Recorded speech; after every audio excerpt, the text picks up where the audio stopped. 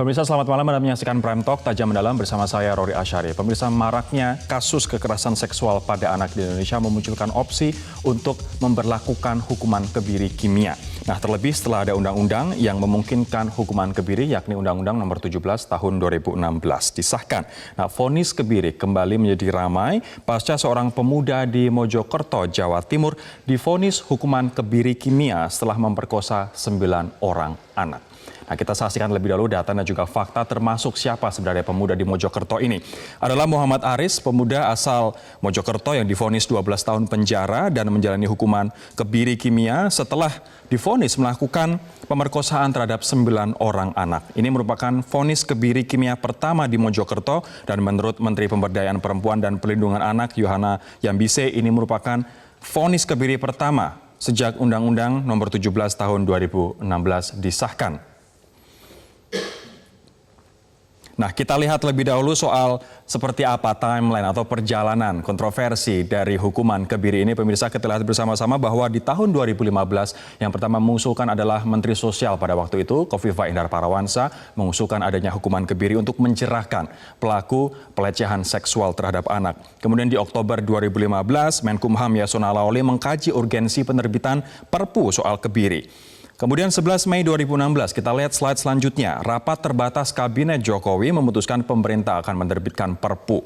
Nah, ternyata gayung bersambut di DPR di mana Perpu tersebut tidak mendapatkan penolakan atau tidak mendapatkan tantangan yang berarti sehingga disahkan kemudian Perpu menjadi Undang-Undang Nomor 1, maksud kami Undang-Undang Nomor 27 Tahun 2016. Nah, Juli 2016 ini kemudian Muhammad Aris divonis Majelis Hakim Pengadilan Negeri Mojokerto, Jawa Timur hukuman kebiri kimia di samping hukuman penjara selama 12 tahun dan juga denda 100 juta rupiah subsidiar 6 bulan penjara. Kita banyak membahas dari tahun 2015 lalu apa sih sebenarnya hukuman kebiri itu. Nah, ini berdasarkan data yang kami kumpulkan dari sejumlah sumber. Pemirsa, ini merupakan tindakan memasukkan bahan kimia anti-androgen melalui pil ataupun suntikan untuk menurunkan kadar hormon testosteron. Nah, dampaknya apa? Dampaknya adalah pada menurunnya libido atau dorongan seksual. Nah, efek dari obat penekan hormon testosteron ini adalah menurunnya libido ataupun gairah seksual. Terhadap kesuburan ternyata juga ada impact-nya, yakni bagi penerima akan terpengaruhinya produksi spermatozoa. Nah, efek sampingnya di luar libido dan juga hasrat seksual yang menurun adalah osteoporosis, penyakit jantung, depresi, anemia, dan lain sebagainya. Nah, tapi kalau misalnya kita melihat banyak sekali orang yang menunjukkan dukungan terhadap vonis kebiri kimia ini dikarenakan kita juga tahu bahwa kasus kekerasan seksual ataupun perkosaan terhadap anak terus saja meningkat dari tahun ke tahun. Ini adalah data dari LPSK dan juga data dari kepolisian yang kami kumpulkan di tahun 2016. Anda lihat ada 25 kasus. Tahun 2017 sebanyak 81 kasus. Di tahun 2018 kenaikannya luar biasa.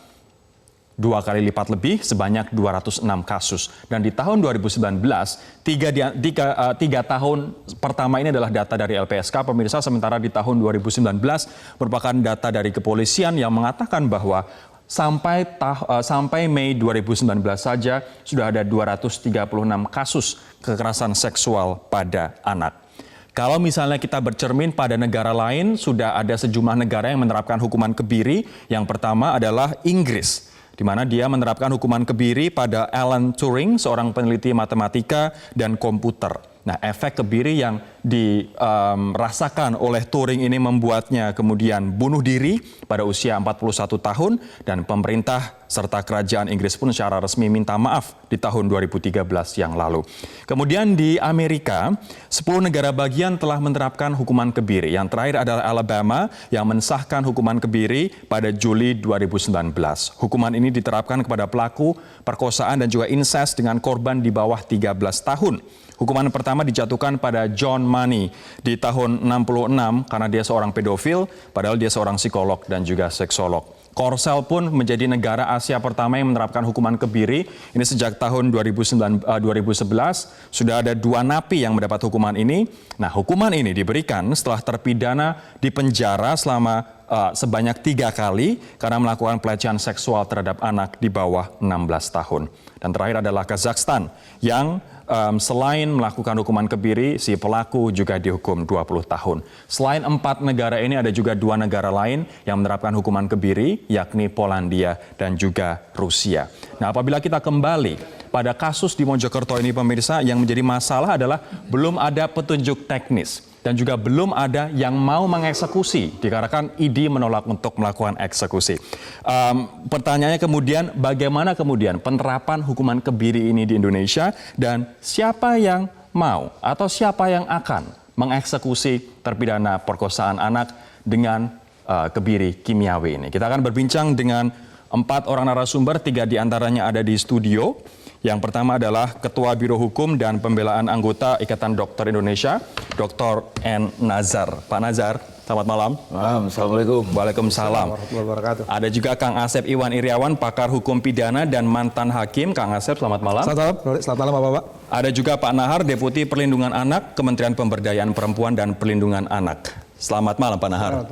Saya juga akan menyapa dari Mojokerto, Pak Rudi Hartono, Kepala Kejaksaan Negeri Mojokerto, Jawa Timur. Pak Rudi, selamat malam. Selamat malam, Assalamualaikum. Waalaikumsalam Pak Rudi. Saya akan ke Anda terlebih dahulu, Pak Rudi. Setelah Ikatan Dokter Indonesia menolak, Pak Rudi, dan belum ada rumah sakit di sana yang bersedia untuk mengeksekusi kebiri ini, bagaimana nasib eksekusi kebiri kimia kepada terpidana, Pak? Putusan itu akan tetap kami laksanakan, Mas. Putusan tetap akan kami laksanakan. Tentunya kami akan tempuh beberapa langkah. Langkah yang pertama, kami sudah mengeksekusi pidana badannya terlebih dahulu. Kemudian pada hari ini, per 26 Agustus 2019 tadi siang, saya sudah membuat surat kepada Kepala Kejaksaan Tinggi Jawa Timur di Surabaya untuk diteruskan kepada Kejaksaan Agung di Jakarta. Tentunya saya sendiri dari Kejaksaan Negeri Kabupaten Mojokerto berkepentingan untuk memberikan ini suratnya kepada hukum. Kejaksaan Agung meminta petunjuk teknis atau seperti apa, Pak? Mengingat ini kasus yang pertama kali yang kita punya pasca undang-undang kemarin dikeluarkan. Begini, tadi saya sampaikan kepada Kepala Seksi Tindak Pidana Umum saya agar membuat laporan dulu kepada satuan atas, dalam hal ini Kejaksaan Tinggi Jawa Timur di Surabaya, untuk diteruskan ke Kejaksaan Agung. Tentunya core-nya tentunya Jaksa Agung Muda Tindak Pidana Umum. Di situ saya menyampaikan di surat tersebut, pertama identitas terdakwa, kemudian kasus posisi terdakwa, riwayat penahanan, kemudian isi putusan tingkat pertama yang dikuatkan kembali oleh Pengadilan Tinggi Surabaya beberapa waktu yang lalu. Baik. Pak Rudi, nanti akan saya dalami lagi kalau misalnya ID kemudian menolak, rumah sakit belum ada yang mau, lantas apa yang akan dilakukan nanti ke depannya. Saya akan sekarang ke Pak Nazar. Boleh mungkin dijelaskan Pak Nazar, alasan ID menolak mengeksekusi kebiri kimia ini, Pak? Baik, makasih. Assalamualaikum. Waalaikumsalam. Mohon izin nih para dua-duanya sahabat saya. Langsung saja, alasan yang paling utama itu adalah dasar dari kode etik profesi. Kemudian etika keseluruhan dokter yang quote-in-quote itu adalah insan penyembuh, itu merupakan kode etik secara universal. Di mana semua 2 paragraf saja. Pertama adalah selain insan penyembuh itu dia tidak boleh melakukan tindakan yang kalau secara umum sebetulnya tindakan-tindakan yang sifatnya menyakiti. Apapun alasannya tidak akan menjadi reasonable apabila itu berakibat menyakiti. Kemudian satu lagi yang sehubungan juga dengan itu, sesuai dengan kode etik, sesuai dengan fungsi luhurnya, saya bilang fungsi luhur duniawi gitu ya, profesi itu bukan personilnya yang luhur, profesi luhur itu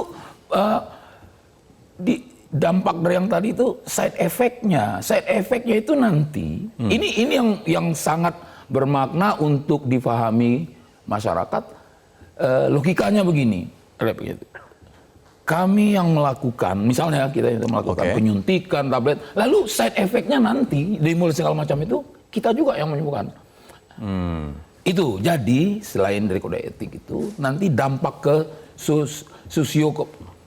psikososialnya itu bermasalah. Artinya selain aturan kode etik yang ini berlaku secara universal, juga Anda merasa dokter kemudian yang melakukan, kemudian nanti kalau misalnya ada side effect yang berat, anemia, jantung dan lain sebagainya, dokter juga yang kemudian harus menanggung. Itu dia dampak secara sederhana untuk difahami oleh masyarakat. Mohon psikososial. ditahan terlebih dahulu di situ Pak Nazar. Kalau Kang Asep melihat, saya akan melihat terlebih dahulu dari vonis. Ini vonis tidak ada dalam tuntutan JPU. Kemudian tiba-tiba muncul vonis ini. Tapi vonis ini kemudian menjadi sesuatu yang ditunggu-tunggu, Kang. Karena Bu Menteri saja ditanya oleh banyak orang, kapan ada hukuman untuk memberikan efek jera.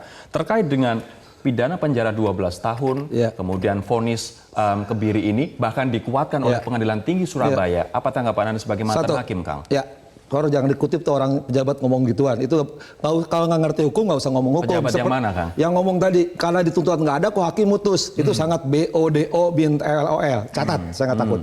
Ya, karena ini merusak sistem hukum.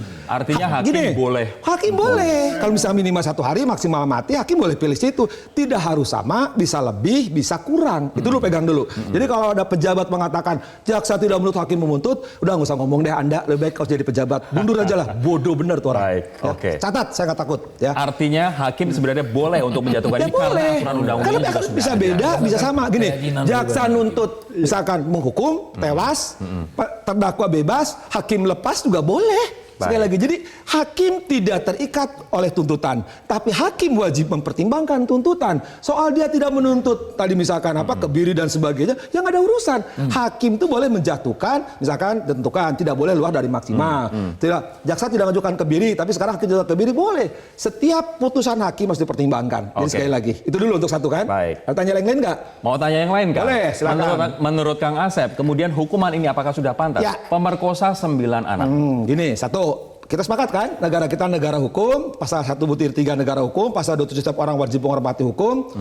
Ketika undang-undang diundangkan, bahasa Sundanya ya, presumption de jure, ya, de jure artinya saya langsung buka kamus Sunda. Ya, supaya kita tahu kan, tidak ada ignorasiam de jure exercet. Artinya saya tidak tahu, masalah nggak ada. Setelah undang diundangkan, orang semua mengikat karena setiap putusan sifatnya mengikat. Satu itu undang-undang sepakati. Sekarang ada putusan hakim. Nah, putusan hakim telah berkekuatan hukum. Ada asasnya bahasa Jawa, bahasa Solo. Res judicata propriat habetur. Kalau putusan berkekuatan hukum tetap harus dihormati, harus dianggap benar. Nah, siapa pelaksana putusan? Undang-undang kekuasaan kehakiman, undang-undang kejaksaan, pelaksanaan putusan karena putusan sifatnya mengikat harus dilaksanakan oleh siapa? JPU, Jaksa Penuntut Umum. Jadi benar Pak Kajari tadi. Nah, sekarang jaksa harus melaksanakan eksekusi. Soal eksekusi gimana caranya? Jaksa yang tahu. Saya kasih contoh yang katakan beliau nih, guru saya. Memang jaksa eksekusi. Soal pelaksanaannya contoh mati. Bukan jaksa yang nembak, tapi polisi. Polisi ini, terlalu sebelum jauh. Polisi itu jaga keamanan, nggak boleh nembak. Tapi karena dia melaksanakan perintah undang-undang, dia harus laksanakan. Pertanyaannya kemudian, ID yang menolak dan Anda tadi melaksanakan perintah undang-undang. Atas gimana makanya aneh gitu. Kalau ID menolak, ini urusan jaksa. Nanti jaksa melaksanakan siapapun, kan dia boleh ngasih surat udah teriak-teriak ID. Saya bingung. Eksekutor perkara pidana itu adalah jaksa. Soal jaksa nanti teknisnya minta dokter, minta apa. Dia kan boleh kirim surat. Baik. Nah sekarang siapa yang berhak masukkan pil? Berhak melakukan apa? Biar nanti jaksa tunggu. Artinya sikap ini gimana, Kang? Ya sekarang kenapa ini harus ribut teriak-teriak? Gini, karena gini, kenapa orang harus menghormati undang-undang?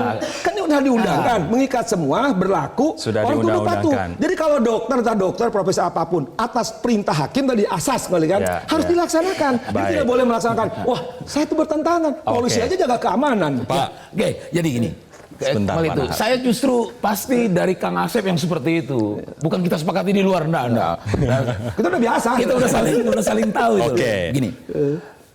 Sekali lagi, dan akan terus kami katakan bahwa masalah hukuman tambahan, walaupun itu juga polemik tuh. Apakah dalam undang-undang kita nggak mengenal undang-undang? Enggak. Kalau saya tetap setuju hukuman tambahan. Efek jera itu jelas, memang dicapai dengan cara itu.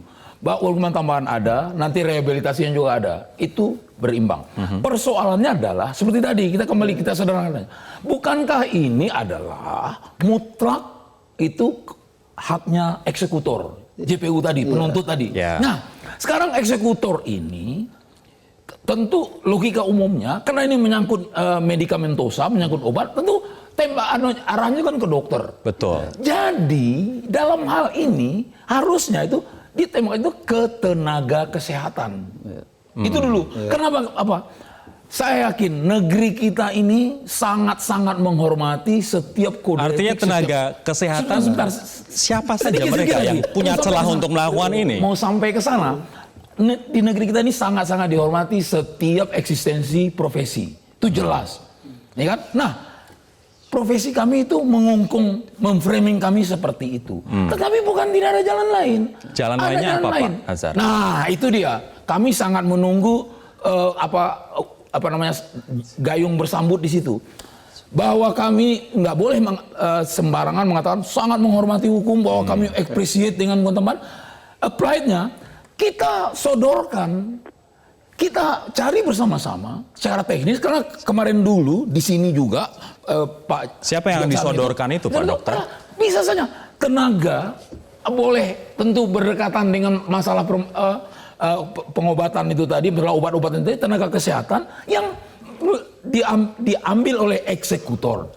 Jangan salah, diambil oleh eksekutor, digunakan oleh eksekutor sebagai dalam teknis pelaksanaan. Siapa itu? Nah, mantri, suster atau siapa? Nah, itu dia. Kemarin saya katakan. Harus jelas ini, Dok. Iya, betul-betul. Mesti jelas supaya nggak bias. Iya. Itu bisa saja. Salah satu contohnya adalah petugas kesehatan yang dia tidak dikungkung oleh kode etik seperti kami. Mereka juga punya kode etik. Oke. Nah, dengan itu ini maksudnya suster. sedikit bisa saya macam-macam. Jangan mengambil contoh dulu yang eksplisit satu orang. Ini banyak sekali tenaga kesehatan itu banyak. Jadi gini, ada sedikit lagi untuk sepenggal ini, yaitu kita bisa menyeluk. Contoh, Amerika yang negara nomor 2 melakukan hukuman mati listrik, kan itu ya Kang? Ya, betul. Siapa yang mengerjakan? Bukan jaksa. Ada teknisi listrik yang sudah diberitahu dia. Saya tahu benar. Kita lihat ya, buka aja. Kemudian satu lagi. Tunggu lagi. Hukum tembak tadi. Bukan polisi yang anggota kalau Brimob. yang bukan brimob, bukan hanya sipir penjara, bukan tentara, bukan Kopassus, tapi orang yang sudah dikhususkan untuk itu. Artinya juga. tenaga kesehatan Bukan yang dokter. tidak diikat aturan Itu dan yang tidak paling diikat penting. etika seperti dokter. Itu yang penting. Oke, nanti kita akan tanyakan itulah bentuk kami memahami dan patuh kepada. Nanti kita tanyakan ke Pak Rudi dan nanti saya juga Itu akan dia. menyapa Pak Nahar terkait dengan hukuman ini. Ini pertama, ini breakthrough dalam kasus kekerasan seksual terhadap anak. Apa tanggapan dari kementerian? Kami akan kembali sesaat lagi.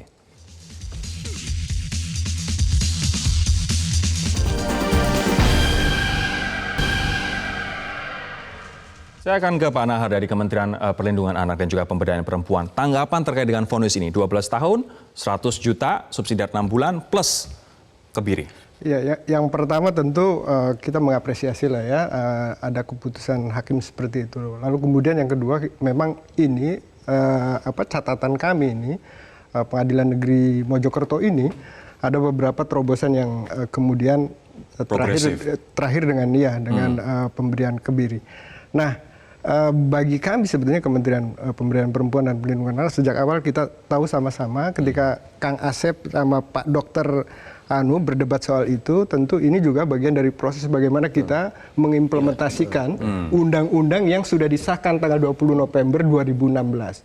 Jadi perdebatan ini lalu kemudian kita berharap bisa diaplikasikan melalui rumusan peraturan pelaksana, bahkan nanti ditindaklanjuti dengan peraturan menteri gitu, sehingga nanti kita akan tahu ini benar-benar satu regulasi. Tapi itu artinya sebenarnya itu masalah utamanya, karena sekarang kita mencari tahu ini seperti judul kita, dialog kita, siapa berani melakukan kebiri, begitu Pak? Iya. ID menolak. Kemudian tadi seperti lempar bola panas ke petugas kesehatan yang nggak tahu saya yang mana, ke petugas kesehatan yang mana, begitu. Iya. Nah, itu artinya begini, nanti kita akan clear di bagaimana tata caranya. Tapi yang pasti bahwa ketika ini sudah ada keputusan hakim, keputusan hukum yang tetap, maka itu laksanakan aja. Menurut Bapak, ini akan menjerahkan, akan menekan jumlah kekerasan seksual kepada anak yang terus meningkat, bahkan tahun 2019 sampai bulan Mei saja sudah ada 200-an. Betul. Ini dua hal. Yang pertama adalah soal efektivitas upaya pelindungan anak. Yang kedua adalah efektivitas upaya penegakan hukum. Ya. Kita tahu bahwa sebelum ada Undang-Undang Nomor 17 2016 bahwa ada beberapa kelemahan. Anggap saja itu kelemahan yang kemudian menganggap ini nggak memberikan efek jera. Lalu kemudian muncul Perpu Nomor 1 2016. Di situ tidak hanya sekedar siapa melanggar ketentuan pasal 76D misalnya persetubuhan. Itu. Artinya Anda melihat akan efektif untuk menekan dan memberikan perlindungan pada korban, Pak? Ini upaya. Dan ini keputusan hukum pertama dan kita berharap itu akan. Saya akan ke Pak Rudi lagi. Pak Rudi, tadi Pak Dr. Nazar sudah mengatakan ID terikat etika, kemudian terikat sumpah jabatan untuk tidak melakukan itu begitu. Namun membuka opsi ada tenaga kesehatan yang lain yang tidak terikat seperti para dokter. Apa kemudian pendapat Anda? ID menolak, Rumah Sakit di Mojokerto belum ada yang mau. Lantas siapa nanti yang akan mengeksekusi, Pak? Jadi begini, saya ingin kita sama-sama melihat apa sebenarnya roh daripada Undang-Undang 17-16. Rohnya adalah bagaimana pemerintah juga negara hadir untuk melindungi para generasi muda, dibaca anak-anak di bawah umur. Ketika kita melihat fakta di persidangan, saya mendengar cerita fakta di persidangan dari penuntut umumnya, saya sangat miris. Ketika memang ada ancaman maksimal pidana lebih daripada 20 tahun, 76 ayat 5 kalau nggak salah. Kita memungkinkan itu dipidana dengan maksimal 20 tahun. 20 tahun, ya. Pasti teman-teman sekalian, baik itu dari Ikatan Dokter Indonesia, dari praktisi hukum, Kang Asep, pasti inginnya terdakwa maksimal ini dihukum dengan seberat-beratnya. Ya. Ketika ini tidak dilaksanakan sesegera mungkin, apakah itu tujuannya untuk kepastian hukum kepada si terpidana maupun asas dari kemanfaatan daripada undang-undang tersebut, saya sangat menyayangkan. Makanya yang saya ambil adalah saya eksekusi dulu pidana badannya. Hingga saya menulis surat tadi siang kepada Kejaksaan Tinggi untuk diteruskan ke Kejaksaan Agung dengan harapan apa? Supaya ada jalan keluarnya ini perkara. Kita tahu ini perkara baru pertama kali di Indonesia, dan kita harus tegas. Supaya apa? Supaya kita tahu dan mengerti masyarakat yang seprofesi dengan si terdakwa. Baik, Pak Rudi, Begitu, ini artinya saya. Kejaksaan Negeri pun saat ini masih clueless begitu, masih belum tahu lantas siapa yang akan mengeksekusi, sehingga minta petunjuk teknis dari Kejaksaan Agung, Pak.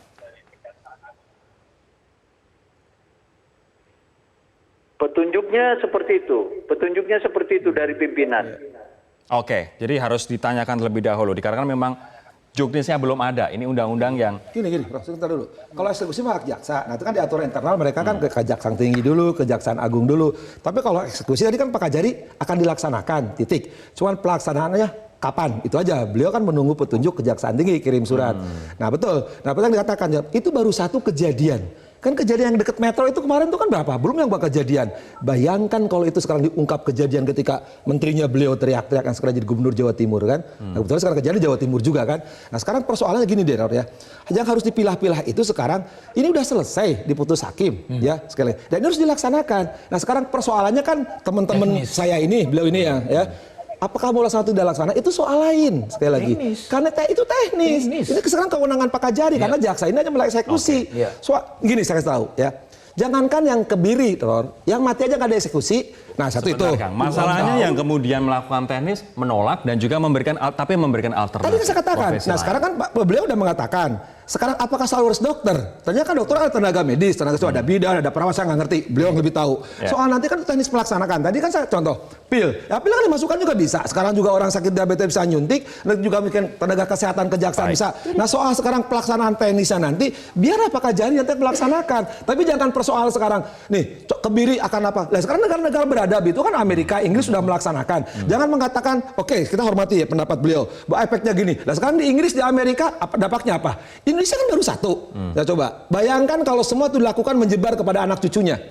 Itu kan belum ada satu. Jadi jangan, kita bicara data, nah sekarang satu itu terhalain efeknya, beliau yang tahu soal kesehatan. Berarti tapi kita soal berbicara hukuman teknis. sudah selesai. Itu hormati putusan, itu harus dieksekusi. Suka nggak suka. Tapi sekali lagi, yang melaksanakan eksekusi adalah kejaksaan. Kita harus hormati. Soal siapapun nggak setuju, itu udah selesai lapangan. Karena setelah diundangkan itu udah selesai. Ini hukum normatif yang harus dilaksanakan. Normanya udah selesai. Sekarang ada putusan. Putusan sudah diputus, implementasinya. Jaksa tinggal melaksanakan. Kita paham bahwa memang sudah kita harus melaksanakan putusan, bahwa ini juga sudah diperkuat oleh pengadilan tinggi. Tapi pertanyaan kemudian siapa di saat ini menolak? Nanti Pak Nazar mungkin bisa bantu teman-teman dari kejaksaan. Lantas siapa kemudian yang akan mengeksekusi apabila dokter menolak, rumah sakit tidak mau, Pak? Itu yang kita tunggu. Siapa yang melakukan hal teknis di sini? Kami akan kembali sesaat lagi. Oke.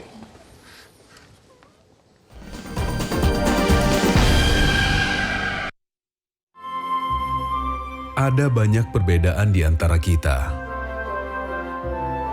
Dari luar pun kita terlihat tidak sama. Namun, apalah arti semua perbedaan itu? Selama darah kita masih sama-sama merah dan tulang kita masih sama-sama putih.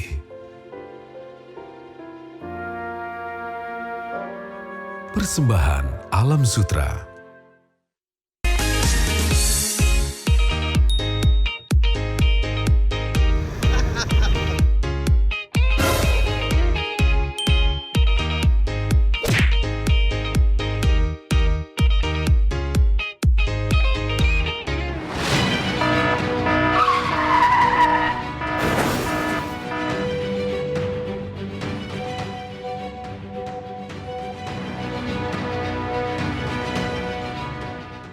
Pak, ada kurma. Yakin cari kurma, Bu? Kan bukan Ramadan. Sari kurma Arab. Yakin ada di Sari Kurma TJ. Baik diminum kapan aja. Dipanen di Arab, dikemas di Indonesia. Sari Kurma TJ. Enak, halal. Yakin.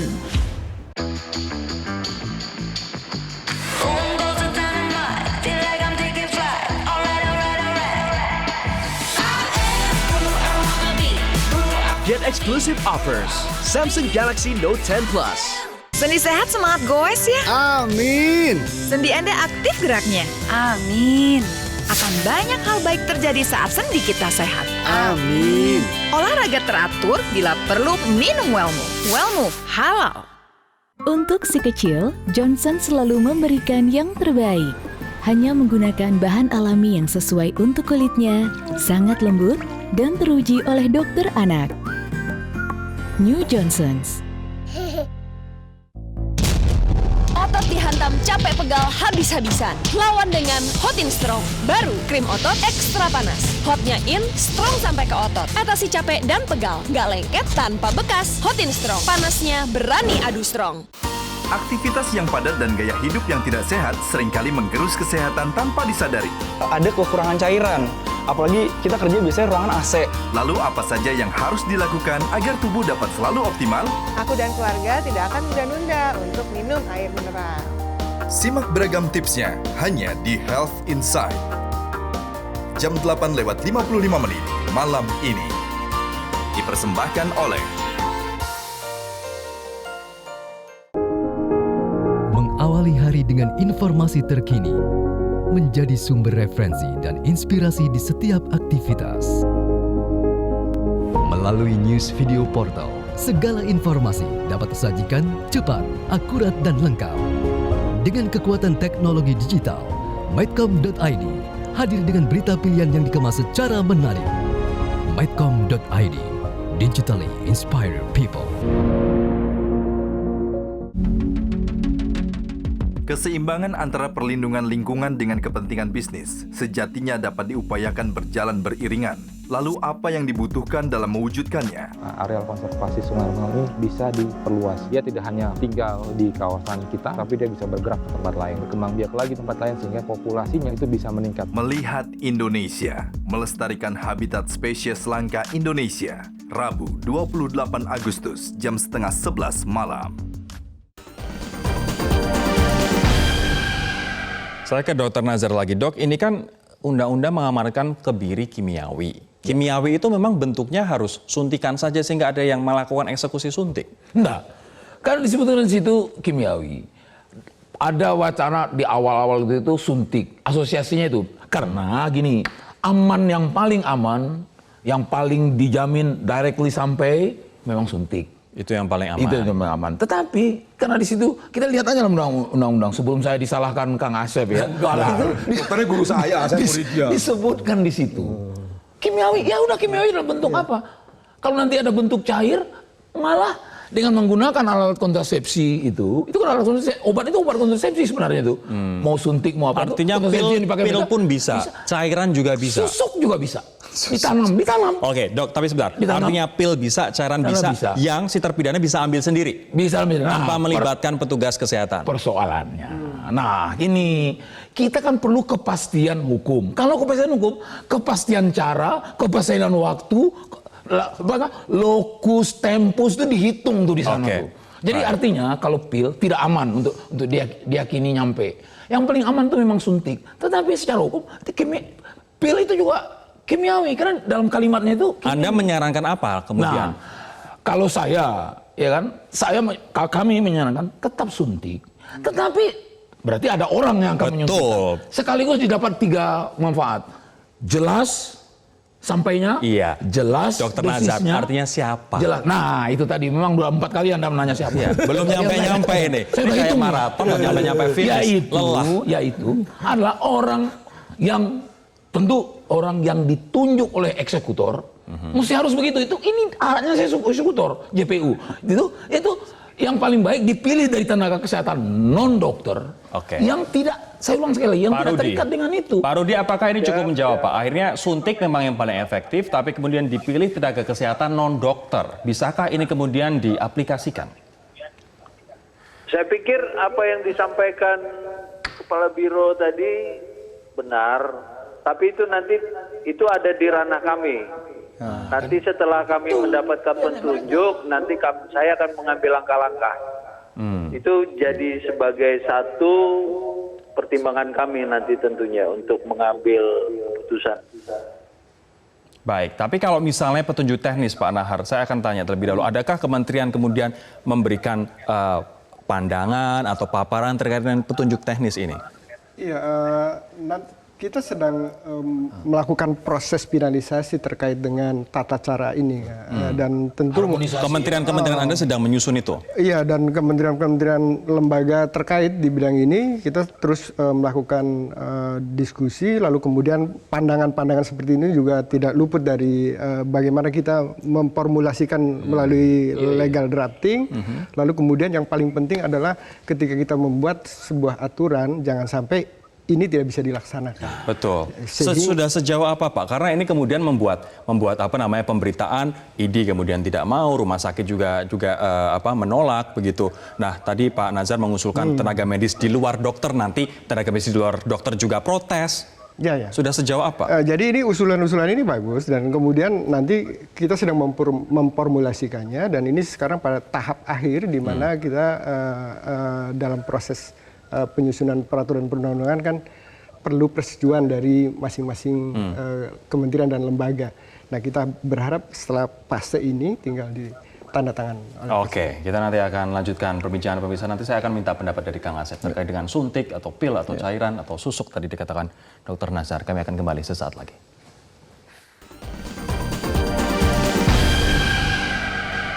Saat tadi kita membahas siapa kemudian yang melakukan eksekusi, seperti apa metodenya. Ini ada pendapat dari sang pelaku, yakni terpidana Muhammad Aris terkait dengan rencana vonis kebiri kimia. Kita simak pendapatnya terlebih dahulu.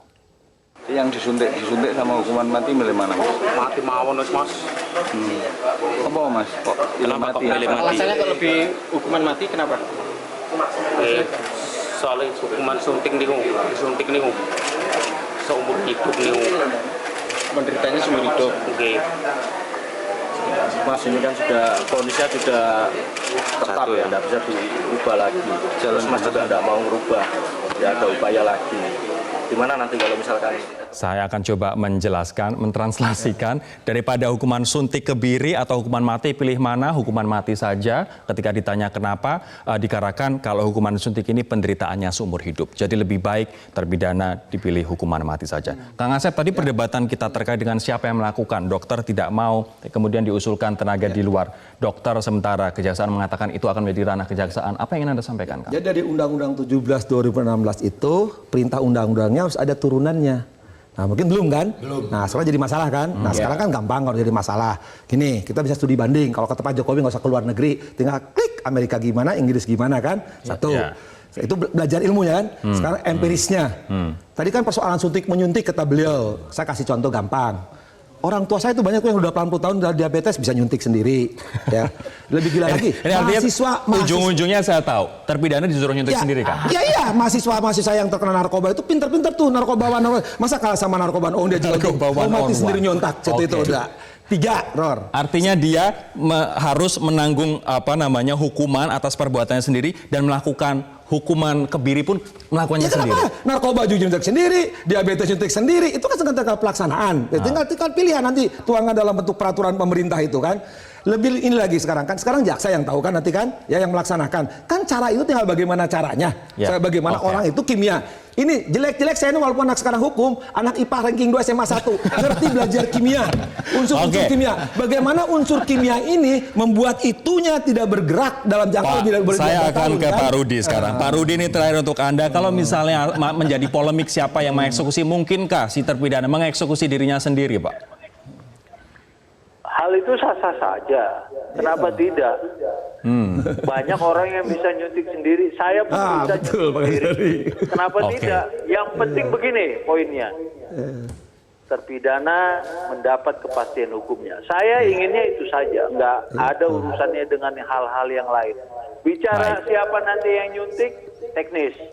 Yang pasti saya sudah menulis surat ke pimpinan dan begitu petunjuk ada alas hukumnya, saya akan laksanakan. Selesai. Baik, terima kasih Pak Rudi atas waktu Anda. Ini artinya terkait dengan teknis nanti bahkan menyuntik sendiri terpidana itu pun mungkin untuk dilakukan. Terima kasih Pak Rudi dari Kejati, Kepala Kejaksaan Negeri lupa saya. Mojokerto, Jawa Timur. Terima kasih atas waktunya. Saya kemudian akan ke Pak Nazar. Pak Nazar, kalau misalnya itu disuntik sendiri, bagaimana Anda melihat terkait dengan efek sampingnya? Efek sampingnya kita tahu ada anemia, kemudian jantung, kroposnya tulang, osteoporosis, kroposnya tulang begitu. Ya. Sebelum itu, kami juga peduli dengan kepastian hukum. Beliau melakukan pilihan-pilihan itu menjadi wacana, itu bagus sekali. Pancingan dari Kang Asep itu bagus. Tetapi dijamin nggak? Kan eksekusi itu juga mesti dijamin. Tapi dok, jangan dipikirkan pelaku dong. Korban 9, korban Sukabumi, korban tetangganya Metro, korban lain. Keadilan itu di situ. Jadi sekarang melihatnya pelaku yang harus diselamatkan, takut jantung. Sekarang jangankan dikasih obat, yang mati aja udah selesai. Nah kalau sekarang hanya melihat pelaku, di mana keadilannya, di mana kemanfaatan? Tidak. Saya harus gini. Enggak, harusnya gini. Karena sekarang seolah-olah, loh ini dilindungi, dia sebagai hak ajasi. Loh hati-hati loh. Ya. Lebih anak-anak bangsa yang harus kita selamatkan atau pilih pelaku-pelaku tadi. Tinggal pilihan itu. Sama sekali, bukan untuk salah nih. Karena belum sampai bukan untuk melindungi si pelaku, justru malah kata-kata terjamin saya itu, terjamin nggak masuknya obat itu sesuai dosisnya, sesuai waktunya, kalau dia menyuntik sendiri. Ya, malah saya tidak mau belajar tadi ke Amerika, ke Inggris, ke Korea Selatan itu kan udah pilih masuk paling terlebih dahulu, teman-teman. Mesti ada kepastian obat itu yang bersifat kimiawi kebiri itu mesti harus sampai. Ya itu mesti ada yang tahan terlebih dahulu. Menyuntikkan itu. Di luar dokter ya. Masukin aja ke pisang kayak. Kita akan jalan terlebih dahulu. Kami akan segera kembali sesaat lagi.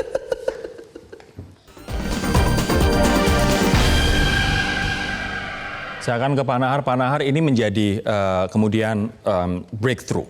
Kalau misalnya nanti pun pengadilan-pengadilan memutuskan hal yang serupa, bagaimana aturan turunannya Pak? PP-nya Seperti apa? Yang pertama itu tadi pernyataan MA itu menarik. Milih hukuman seumur hidup atau kebiri. Dia lebih memilih seumur hidup. Hukuman mati Mati kan gitu. Atau suntik. Artinya bahwa kita menghubungkan dengan peristiwa-peristiwa sebelum. Ini bahayanya lebih permanen. Artinya banyak kasus misalnya begini, saat kejadian A dengan pelaku yang sama, lalu kemudian di tempat lain, beberapa kasus seperti di Sorong, Manokwari itu ada perpindahan pelaku. Nah ini yang kita tadi Pak Dokter mengatakan bahwa ini kalau mau ditimbang-timbang bahayanya, kita cek. PP-nya seperti apa Pak, agar kemudian terkait dengan eksekusi teknisnya tidak menimbulkan kebingungan? Iya, nah dan ini kita berharap bahwa PP-nya harus bisa mengeksekusi ini dengan lebih efektif. Sudah final ya, PP-nya tinggal difinalisasi. Kalau pembahasannya sudah selesai, ini tinggal proses administrasi di legal drafting. Kang, kalau dari terakhir untuk Kang Asep, kalau dari sisi perspektif korban, hukuman ini Anda melihat harus mengatakan ini adalah efek jerak, harus dilaksanakan, perintah hakim, wakil Tuhan, sifatnya kondemnator, penghukuman itu harus dilaksanakan. Suka tidak suka harus dilaksanakan. Artinya apa? Ada keadilan bagi korban. Jangan ada korban. Ini akan menjadi patokan untuk pengadilan-pengadilan yang lain. Kan tadi 25 sampai 236. Kalau sekarang 236 semakin naik dan sekarang ada contoh dilakukan dieksekusi oleh jaksa dengan cepat walaupun PP-nya belum ada. Saya pikir para pelaku-pelaku lain itu ingat karena akan dikebiri loh, lebih fatal loh kalau kebiri. Ini menjadi peringatan bagi pelaku-pelaku atau pedofil hakim terhadap tuh anak. jatuhkan yang itu aja. Dan ini pun menjadi presiden ataupun menjadi contoh bagi pengadilan yang lain ya teman-teman untuk menjatuhkan hukuman bagi predator anak yang tentu saja efeknya luar biasa bagi korban anak-anak. Saya Rory Asyari undur diri, kita tunggu seperti apa praktek dari hukuman ini, yang dimana hukuman ini seharusnya diberlakukan setelah hukuman pokoknya dihabiskan terlebih dahulu. Selesai baru dilaksanakan itu. Baik, artinya harus 12 tahun baru nanti dikebiri si MA ini. Sudah selesai Dok, saya harus pamit dulu, kita akan membahasnya di kesempatan yang lain. Sampai jumpa pemirsa, rehabilitasi untuk korban. Oke.